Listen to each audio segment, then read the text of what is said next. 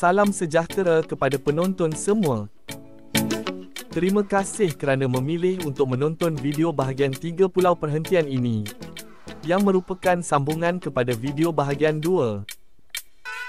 Video bahagian 3 ini akan membawa penonton yang tidak berkesempatan untuk datang ke sini bagi melihat pemandangan di dalam air, batu karang dan hidupan laut di tempat-tempat snorkeling utama di Pulau Perhentian ini, yang diambil pada tahun 2018. Video dalam air dan batu karang hanya dapat dilihat pada bahagian 3 kerana kamera underwater yang digunakan mengalami kerosakan pada trip tahun 2023. Pemandangan dalam video ini mungkin ada yang berbeza dengan pemandangan yang terkini. Video underwater yang diambil ini agak bergegar disebabkan oleh keadaan kamera dan arus laut yang tidak berapa baik. Untuk makluman kepada penonton yang baru menonton siri video ini, info berkenaan dengan Pulau Perhentian ini akan dibahagikan kepada 5 bahagian. Bahagian 1, info berkaitan dengan pakej dan kampung nelayan Pulau Perhentian. Bahagian 2, tempat-tempat menarik, aktiviti snorkeling, hiking dan info berkaitan. Bahagian 3, video underwater yang diambil pada trip tahun 2018. Bahagian 4, perbezaan di Pulau Perhentian tahun 2018 dengan tahun 2023.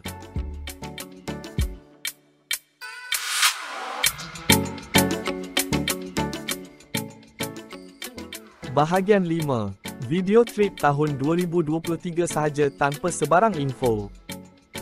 Saya mendapat maklumat daripada penduduk tempatan.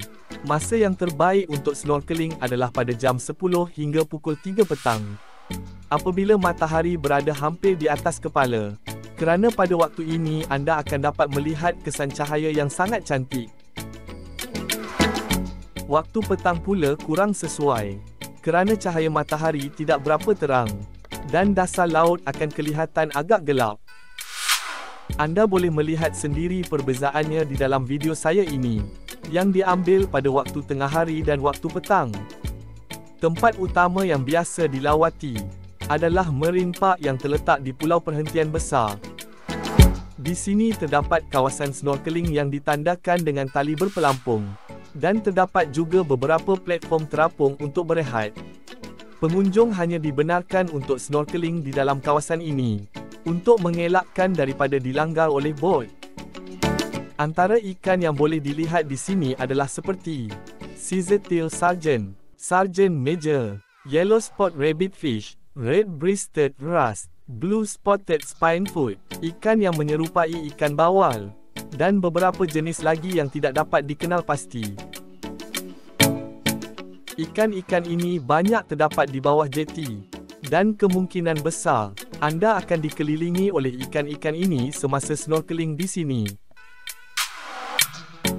Kadangkala anda boleh melihat ikan-ikan ini berkumpul dengan aktivitinya yang tersendiri.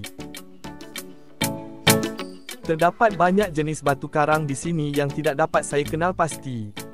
Ada batu karang jenis lembut, ada yang seperti pinggan, ada yang seperti ranting kecil, ada yang seperti permukaan permaidani, ada yang bertingkat-tingkat, ada yang bercabang-cabang, ada yang seperti daun, ada yang seperti cendawan, ada yang seperti otak, dan yang paling banyak adalah batu karang bulat yang besar seperti batu. Walau bagaimanapun, terdapat juga banyak batu karang yang hampir mati di sini. Mungkin disebabkan oleh kesan pemanasan global. Anda juga boleh melihat beberapa jenis kerang besar di sini.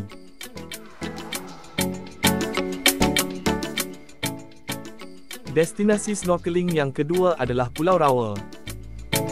Tempat ini biasanya sesuai digunakan untuk berlatih menggunakan alat snorkeling.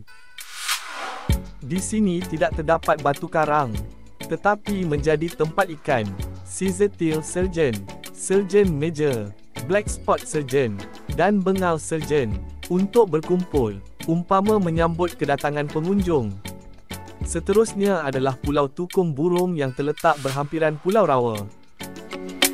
Antara ikan yang boleh dilihat di sini adalah seperti bumphead parrotfish yang besar, dan false clownfish yang berada di celah-celah anemone. Batu-batu karang di sini ada yang serupa dengan di Marine Park, ada juga yang berbeza, dengan bermacam-macam rupa, bermacam-macam bentuk, dan berwarna-warni.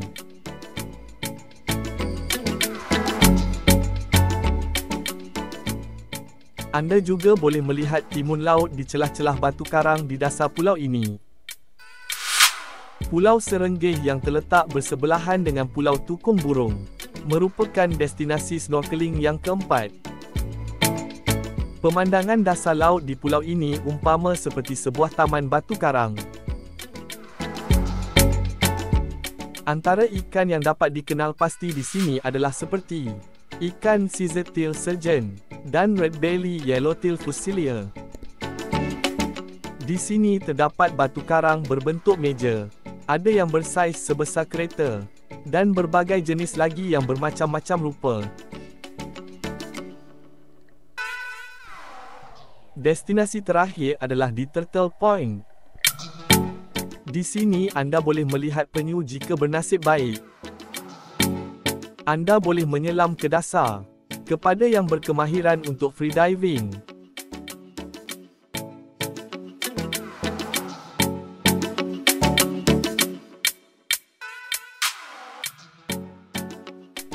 jangan lupa untuk menonton sambungan video ini di bahagian 4 yang akan membawa anda untuk melihat perbezaan pulau perhentian tahun 2023 dan 2018. Selamat menonton!